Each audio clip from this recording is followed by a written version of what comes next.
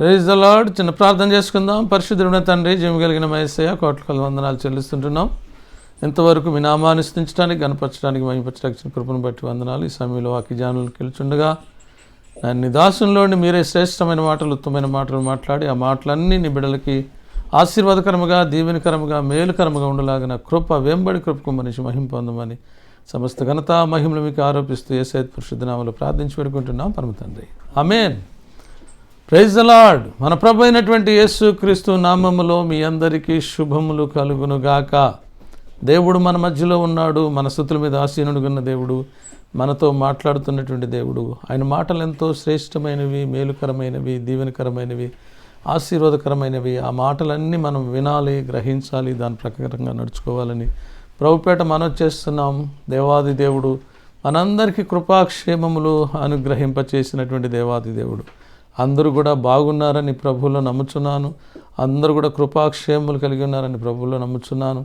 ప్రతి వారు కుటుంబ సమేతంగా దేవుని సన్నిధికి వచ్చి, దేవుని సన్నిధిలో దేవుడు చేసిన ప్రతి మేలును బట్టి, ప్రతి ఉపకారాన్ని బట్టి, కాపుదలను బట్టి ఆయనను స్తుతించి, ఆయన గణపరిచి, ఆయన మహింపరచవలసిందిగా ప్రభుపేట మనం చేస్తున్నాం.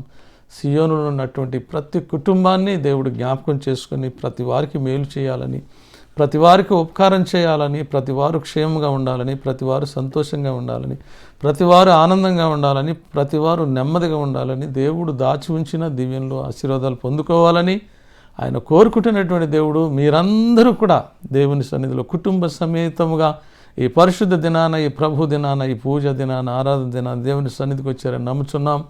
ప్రత్యేకముగా మరి ఈ సమయంలో మరి యుఎస్ నుండి యూకేకి వచ్చి కుమారుడింట్లో ఈ సమయంలో మీ సమయము రాత్రి అయి ఉంటున్నది, మా సమయము ఈవినింగ్ అయి ఉంటుంది. ఈ సమయంలో మరి దేవుని మాటలు మీతో చెప్పడానికి, పంచుకోవడానికి, లైవ్ చేయడానికి దేవుడు కృపనిచ్చాడు. దేవుని మాటలు వినండి, గ్రహించండి, దాని ప్రకారంగా నడుచుకోండి. దేవుడి దీవెనలు, ఆశీర్వాదాలు పొందుకోవాల్సిందిగా ప్రభుపేట మనం చేస్తూ ఉన్నాం. దేవుడు మన మధ్యలో ఉన్నాడు. ఆయన మన స్తుతుల మీద ఆసీనుడిగా ఉన్నాడు. ఆత్మస్వరూపుడుగా, అదృశ్యుడిగా ఉన్నాడు. ఆయన మనతో సూటిగా మాట్లాడుతున్నటువంటి దేవుడు. ఆయన మాటలు వినాలి, గ్రహించాలి, దాని ప్రకారం నడుచుకోవాలి. ఆయన మాటలలో ఒక ఒత్తైనా, సున్నైనా, పొల్లైనా తప్పిపోవడానికి వీలు లేదని బైబిల్ గ్రంథంలో దేవుని వాక్యంలో రాయబడి ఉంది ప్రియులారా. కాబట్టి మన పట్ల ఆయన జరిగించే కార్యాలు ఎన్నెన్నో కార్యాలు. ఈ దినం ప్రత్యేకంగా దేవుని వాక్యములో నుండి నీతిమంతులు నిత్యము జ్ఞాపకములో నుందురు అనే మాట గురించి మనం ధ్యానం చేద్దాం. దేవుని వాక్యంలో కీర్తన గ్రంథము 12వ అధ్యాయంలో 6వ వచనములో ఉంటుంది ఆ మాట. దేవుని వాక్యంలో చదువుదాం. దేవుని 112వ కీర్తన 112వ కీర్తన 6వ వచనంలో నీతిమంతులు నిత్యము జ్ఞాపకములో నుందురు అని దేవుని వాక్యంలో రాయబడి ఉంది. ఇంకా పైన 9వ వచనంలో చూసినట్లయితే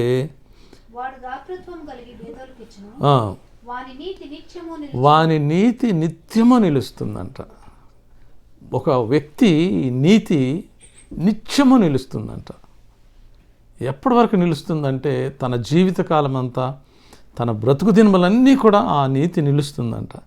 దేవుని వాక్యంలో చూసినట్లయితే నీతిమంతుడు లేడు, ఒక్కడు లేడు, అందరూ పాపము చేసి దేవుడు అనుగ్రహించు మహిమను పొందలేకపోతున్నారనేటువంటి మాట దేవుని మహాకృపను బట్టి దేవుడు మనందరినీ కూడా, మనుషులందరినీ కూడా ఇక్కడ సియోను మందిరంలో చేరినటువంటి ప్రతివారిని, లైవ్ చూస్తున్నటువంటి ప్రతివారిని, దూరదేశంలో, దూర ప్రాంతంలో ఉన్న ప్రతివారిని కూడా దేవుడు నీతిమంతులుగా చేసి వాని నీతి నిత్యము నిలిచి ఉండాలని, వారి నీతిమంతులుగా దేవుడు చూసినట్లయితే ఆయన నీతిమంతులు నిత్యము జ్ఞాపకములో ఉండాలని ఆయన కోరుకుంటున్నారు. అది నిత్యము నిలబడాలని కోరుకుంటున్నారు.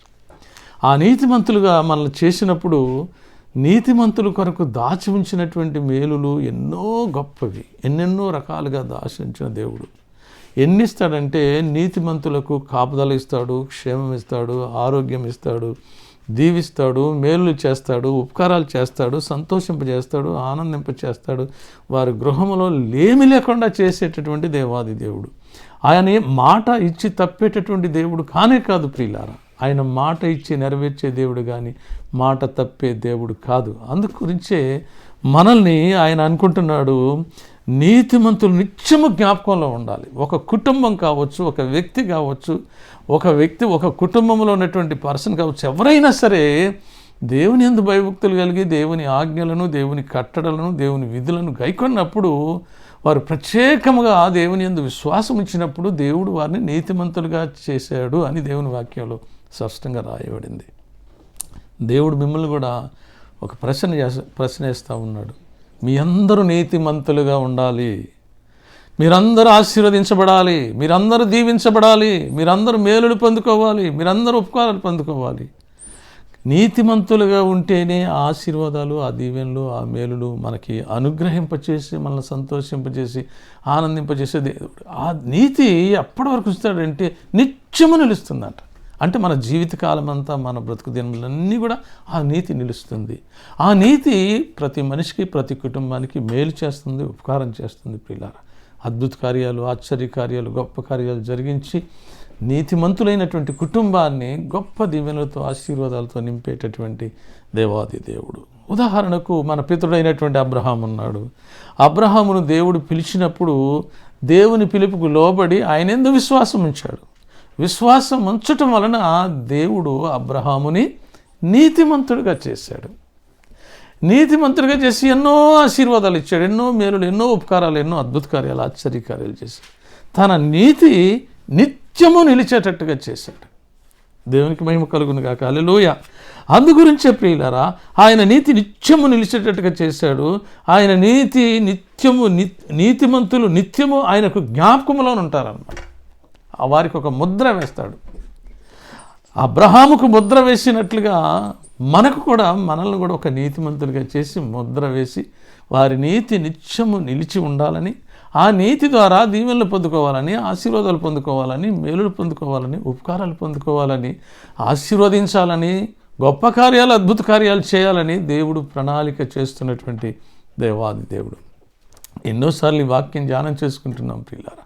అబ్రహాము నిత్యము కూడా నీతిమంతుడుగా నిలిచి ఉండాలని కోరుకుని దేవుడు అబ్రహాముని పిలిచాడు. నిన్ను కూడా ఈ దినాన్ని ప్రశ్న వేస్తున్నాడు. నీవు కూడా నిత్యము నీతిమంతుడుగా ఉండాలని కోరుకుంటూ నిన్ను ఆయన బిడ్డలుగా, ఆయన కుమారులుగా, ఆయన కుమార్తెలుగా చేసుకున్నాడు. మరి అబ్రహామును విశ్వాసం మూలంగా నీతిమంతులుగా చేసేటువంటి దేవుని వాక్యంలో చూసినట్లయితే, అది మా గలతీయులకు రాసిన పత్రికలో 3వ అధ్యాయములో 6వ వచనంలో ఉంటుంది ఆ మాట. దేవుని వాక్యంలో చదువుకుందాం. గలతీయులకు రాసిన పత్రిక 3వ అధ్యాయం 6వ వచనంలో ఏముందంటే, అబ్రహాము దేవుని నమ్మెను, అది అతనికి నీతిగా ఎంచబడెను. దేవునికి మహిమ కలుగును. నమ్మాలి. నమ్మాడు అబ్రహాము, నీతిమంతుడిగా చేయబడ్డాడు. తన నీతి నిత్యము నిలుస్తూ ఉంది పిల్లారా. గొప్పవాడిగా, ప్రయోజకుడిగా చేయబడ్డాడు. గొప్ప దీవెనలు, ఆశీర్వాదాలు పొందుకునేటటువంటి వాడిగా ఉన్నాడు. అందుచేతనే మనల్ని కూడా పిలిచినటువంటి దేవుడు నమ్మదగిన దేవుడు, నమ్మకమైన దేవుడు, మాట తప్పని దేవుడు, మారని దేవుడు, యుగాలకి సజీవుడని దేవుడు. మనల్ని కూడా నీతిమంతులుగా చేయడానికి మనం పిలిచినటువంటి దేవాది దేవుడు. ఆయన పిలిచినటువంటి దేవుడు మనల్ని నీతిమంతులుగా చేసి మన నీతి నిత్యము నిలిచి ఉండాలని కోరుకుంటున్నటువంటి దేవుడు. ఒక వ్యక్తిని చూసి నువ్వు నీతిమంతుడు అని దేవుడు కనుక పలకరిస్తే కనుక అది వారి కుటుంబానికి ఎంత సంతోషమో తెలుసా. మన కుటుంబం కూడా ఇది నీతిమంతుల కుటుంబము అని ఎవరన్నా అనుకుంటే కనుక, నీతిమంతుని ఇల్లట దేవుని వాక్యం ఉన్నట్టు, నీతిమంతుని ఇల్లు గొప్ప ధననిధి అని రాసి ఉంటుంది. నిజంగానే అబ్రహాము నీతిమంతుడిగా చేయబడి ఆయన నీతి నిత్యము నిలిచేటట్టుగా చేసి గొప్ప ధననిధిగా చేశాడు తన కుటుంబాన్ని అంతా. మనల్ని కూడా దేవుడు నీతిమంతులుగా తీర్చి మనల్ని కూడా మన ఇంటిని గొప్ప ధననిధిగా చేయాలని కోరుకుంటున్నటువంటి దేవుడు. ధననిధి అంటే ఓ బంగారం, వెండి, వెలగల రాళ్ళు అన్నీ ఆయన మన ఇంట్లో పోషేస్తాడని కాదు, కానీ మనం నీతిమంతులుగా ఉన్నప్పుడు సమస్తాన్ని సమకూర్చి మనకి అది దీవెనకరముగా, ఆశీర్వాదకరంగా మార్చేటటువంటి దేవుడు. అదే గొప్ప దీవెన, అదే గొప్ప ఆశీర్వాదం, అదే గొప్ప మేలై ఉంటున్నది పిల్లరా. అందుచేతనే అదే 3:6 చూసినట్లయితే దాని కింద రాసి ఉంటుంది గలతీయులకు రాసిన పత్రిక. కాబట్టి విశ్వాస సంబంధులే అబ్రహాము కుమారులని మీరు తెలుసుకొనుడి. విశ్వాస మూలముగా అన్ని జనులను నీతిమంతులుగా చేసిన, విశ్వాస మూలముగా అన్ని జనులైనటువంటి మనలను నీతిమంతులుగా చేశాడు. ఆ నీతి నిత్యము నిలబడాలి మన దగ్గర. ఆ నీతి నిత్యము కూడా జ్ఞాపకంలో ఉండాలి. మనం ఎట్లా జ్ఞాపకంలో ఉంటాం ఆయనలో?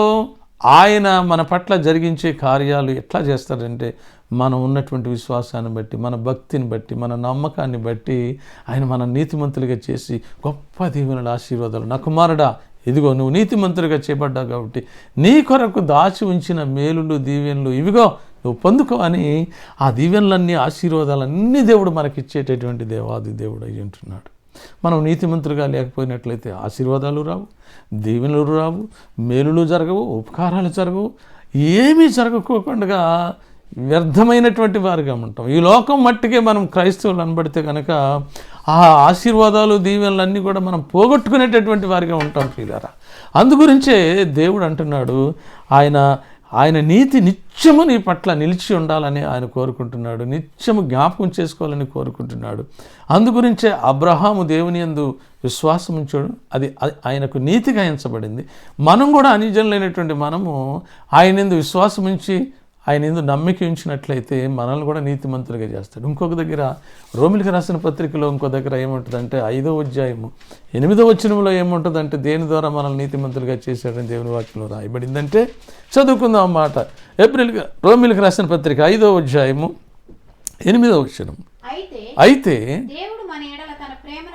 దేవుడు మన ఎడల తన ప్రేమను వెల్లడిపరచుచున్నాడు. ఎట్లనగా మనమింకనూ పాపులమయ్యుండగా క్రీస్తు మన కొరకు చనిపోయెను.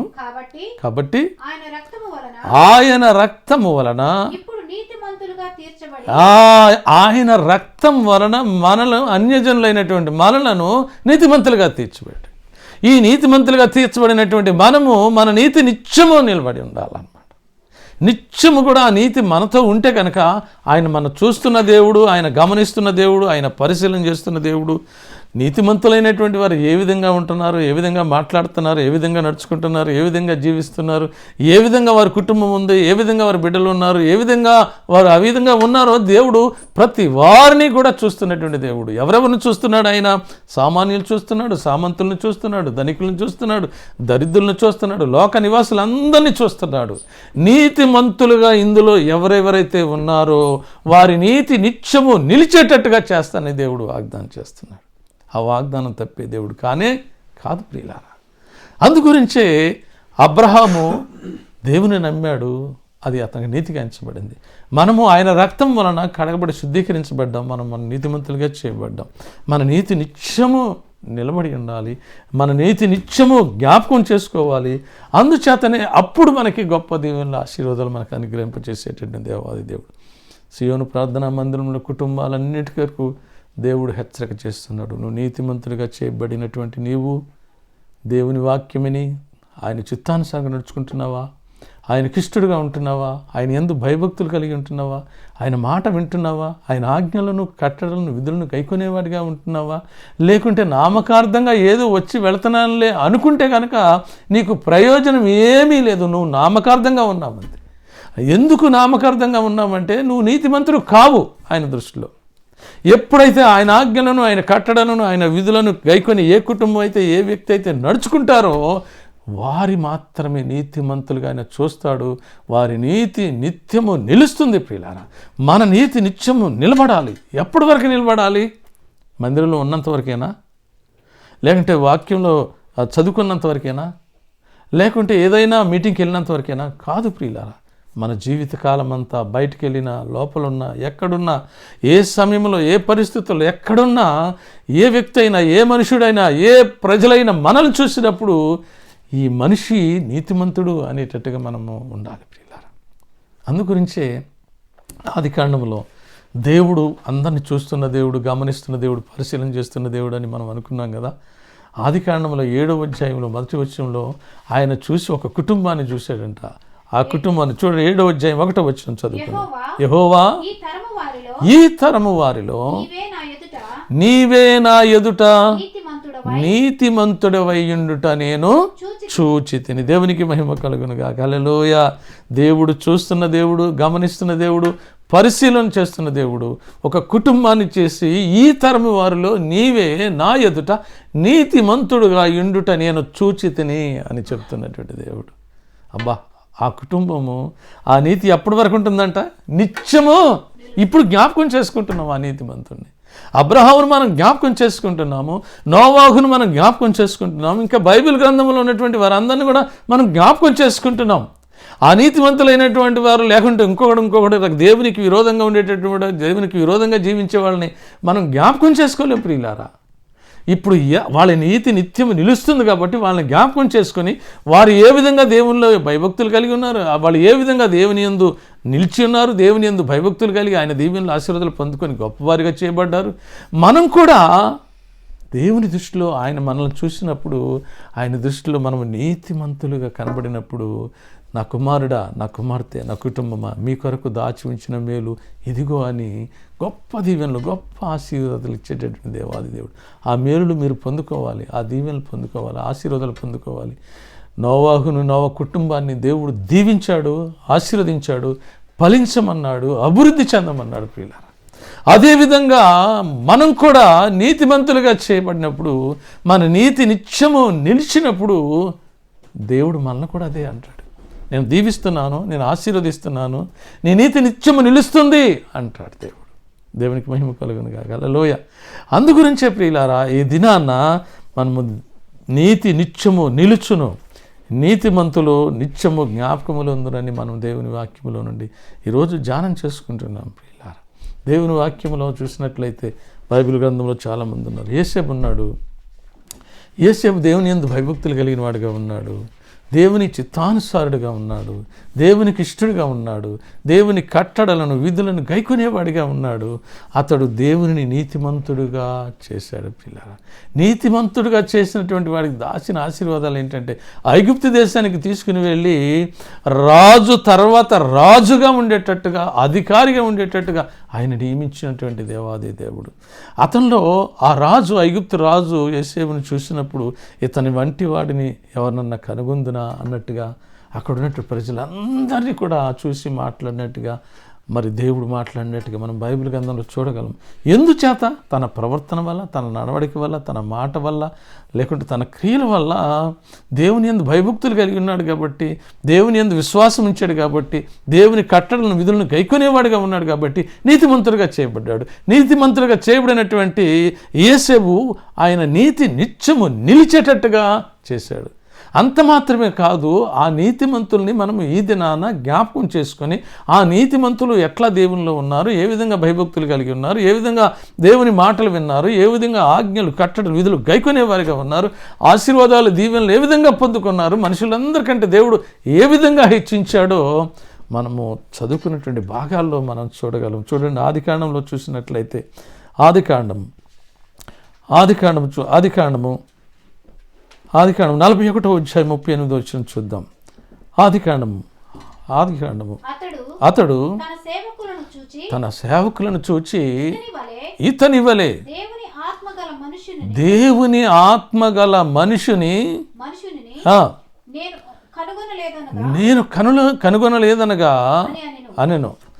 మరియు కనుక నీ వలె జ్ఞాన వివేకము కలిగినటువంటి వారు ఎవ్వరునూ లేరన్నాడట. దేవునికి మహిమ కలుగును గాక. హల్లెలూయా. ఎందుకు అతడు ఆ యోసేపును చూసినప్పుడు, ఫరో దేవుని ఎరిగినటువంటి వాడు కాదు, కానీ యోసేపును మాత్రమే చూశాడు. యోసేపులో ఏం చూసి ఇతని వల్లే మీరున్నారా, ఇతని వల్లే భక్తి కలిగి ఉన్నారా, ఇతని వల్లే భయం కలిగి ఉన్నారా అని ఎందుకన్నాడంటే, తన ప్రవర్తనను బట్టి, తన మాటను బట్టి, తన విధేయతను బట్టి, తన నడవడికను బట్టి, తన భక్తిని బట్టి ఇతడు దేవుని ఆత్మ కలిగినటువంటి వాడు. నీతిమంతులైనటువంటి వారు దేవుని ఆత్మ కలిగి ఉంటారు ప్రియులారా. నీతిమంతులైనటువంటి వారు దేవుని మాట వింటారు ప్రియులారా. నీతిమంతులైనటువంటి వారు ఆయన కట్టడలను విధులను గైకొనేవారిగా ఉంటారు ప్రియులారా. నీతిమంతులైనటువంటి వారి మీదకి ఆశీర్వాదం వస్తుంది ప్రియులారా. నీతిమంతులైనటువంటి గృహము వర్ధిల్లుతుంది.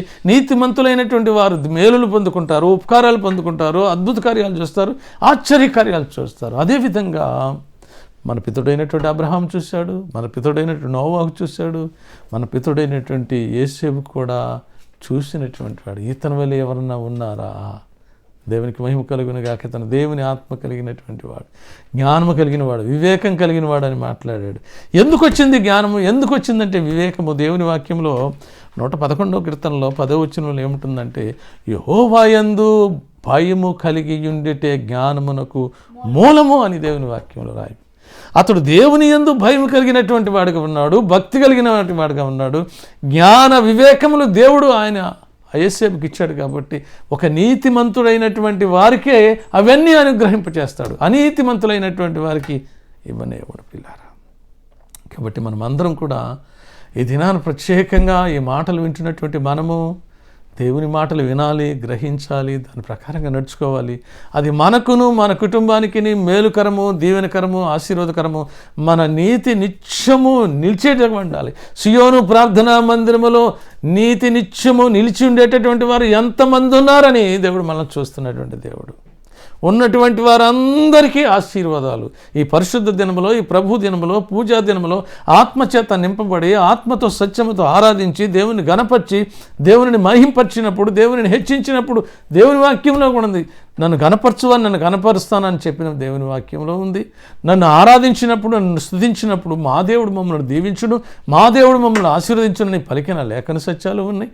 ఇవన్నీ మనం పొందుకోవాలంటే మనం ఎట్లా ఉండాలంటే మన నీతి నిత్యము నిలిచి ఉండాలి. దేవునికి మహిమ కలుగును గాక. హల్లెలూయా.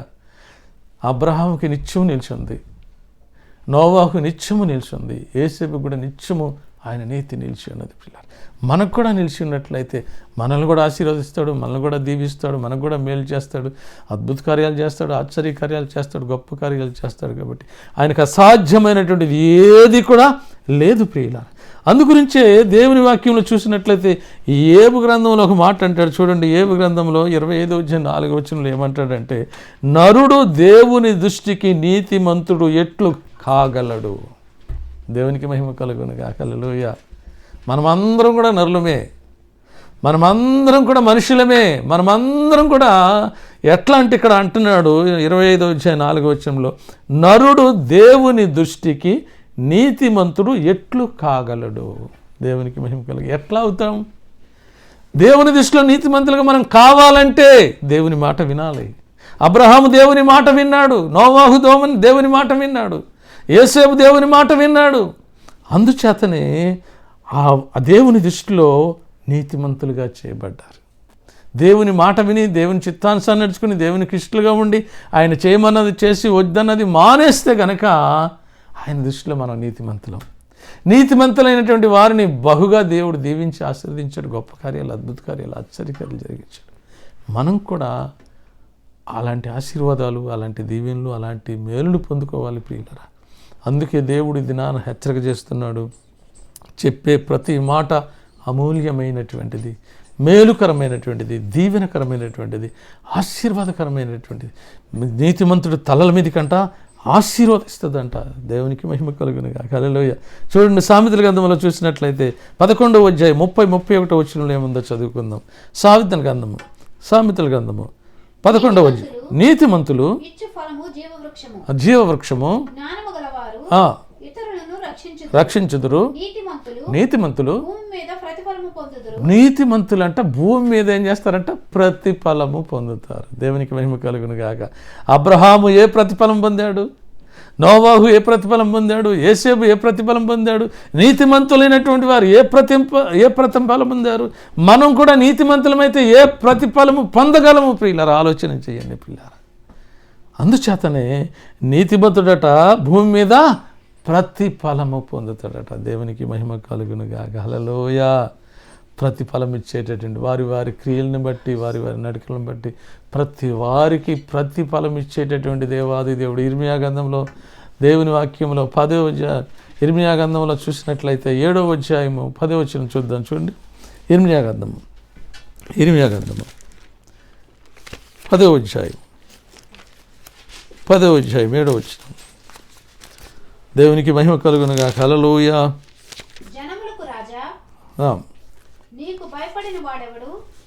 కాదమ్మా.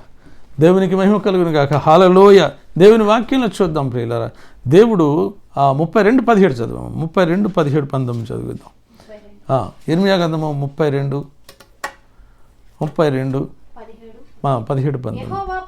యెహోవా ప్రభువా సైన్యములకు అధిపతి యెహోవా వహించువాడా శూరుడా మహాదేవా నీవు అధిక బలము చేతను చాచిన బాహువు చేతను సృజించితివి, నీకు అసాధ్యమైనటువంటిది ఏదీ లేదు.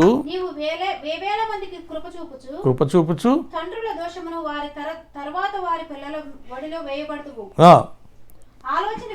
ఆలోచన విషయంలో గొప్పవాడువును, క్రియలు జరిగించే విషయంలో శక్తి సంపన్నుడువును, వారి ప్రవర్తనను బట్టి వారి క్రియాఫలమును బట్టి అందరికీ ప్రతిఫలమిచ్చుటకై నరపుత్రుల మార్గములన్నిటినీ కన్నులారా నువ్వు చూచున్నావు. దేవునికి మహిమ కలుగును గాక. హల్లెలూయ.